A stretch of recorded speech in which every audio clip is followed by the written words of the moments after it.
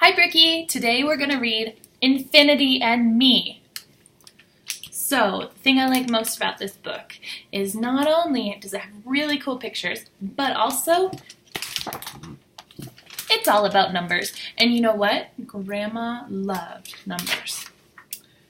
It's written by Kate Hosford and illustrated by Gabby Sawikowska.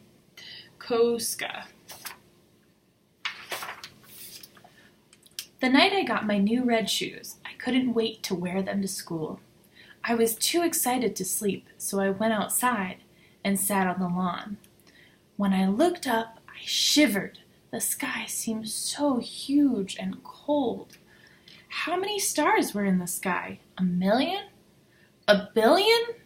Maybe the number was as big as infinity. There's her. Looking. Oh, look, there's Frankie in the stars. Maybe that's a dog. I don't know.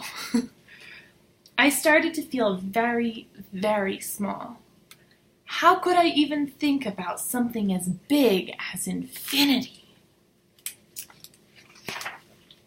At school the next day, I asked my friend Charlie how he imagines infinity. That's easy, he says. It's a giant number that keeps growing and growing, bigger and bigger forever. I thought about trying to write that number down, and even if I lived forever, I would never finish. Can you imagine writing one number and then the next number forever for your whole life, and that number isn't big enough to be considered infinity? Look at all these numbers. Whoa. I went to get ice cream after school with my best friend Samantha. Sam, I asked her, when you think about infinity, what do you see? I see the infinity symbol, she said. It kind of looks like an 8 that fell over and took a nap. Like that. If it were a racetrack, I could drive around it forever. Samantha made me feel a little better. Writing that symbol wouldn't take as long, after all. I traced the napping 8 in the dirt with my shoes. See, look, it looks like a sleeping 8. See? Oh, I'm tired. I'm going to go to bed. Do you see her riding her bike upside down? It's pretty cool. Before school the next day, I asked Grandma how she imagines infinity. She smiled at me and said, I'd like to think about a family. First you have the great-grandparents, and then the grandparents, and then the parents, and then the children, and the grandchildren, and the great-grandchildren, and it could go on forever. Like this. So there's the daughter, and there's the parents, and the grandparents, and there are the other grandparents. I couldn't really imagine that many people in one family, but I did realize something. It was hard to talk about infinity without talking about forever. So I realized something else. Not one person had noticed my new red shoes, not even Grandma, who usually notices everything. I looked down to make sure they were still red and shiny. There's her red shoes, and there's all the people she's thinking about. Then I started to wonder, what would forever look like? At first, I thought that I might like to have recess forever. But if there's no school before recess and no school after recess, is it really recess anymore? See, school, recess.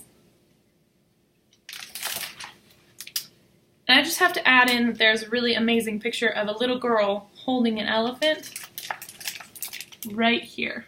Boop.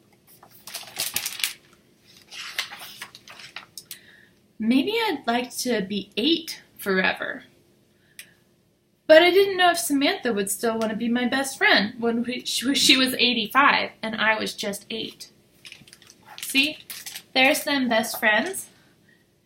And then as she stays 8, her friend grows up and becomes a a doctor, she has a white coat, then she has babies, and then she's old. And she's still 8, and she still has her red shoes on. Maybe I could lick an ice cream cone forever. But what if my tongue started to hurt? Actually, my head was starting to hurt from all these thoughts. I went to the lunchroom and asked our cook, Mr. Mancini, how he imagines infinity. He held up a noodle and said, "How many times do you think I could cut this in half?"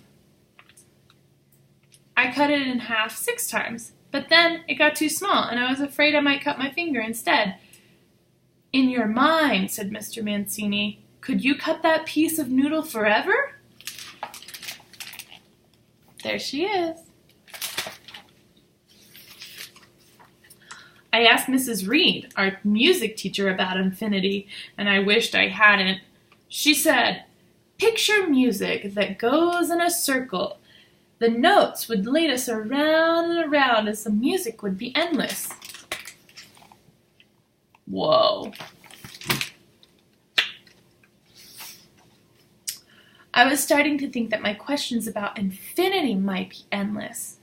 It was time for me and my red shoes to go home.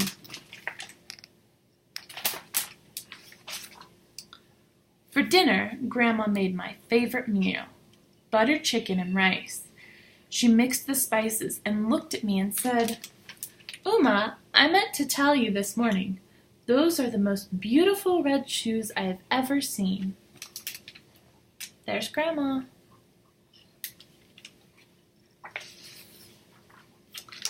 I didn't hear the rest of what Grandma said.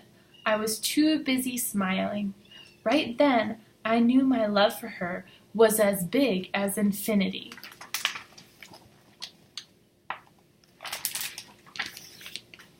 That night, I asked her if she would like to look at the stars with me. Snuggled up next to Grandma, the sky didn't seem as huge or as cold anymore. Now, it was more like a sparkly blanket that covered us both.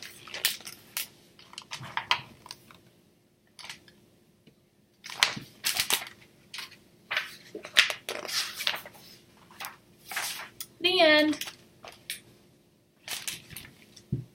I love you, Infinity, Brookie.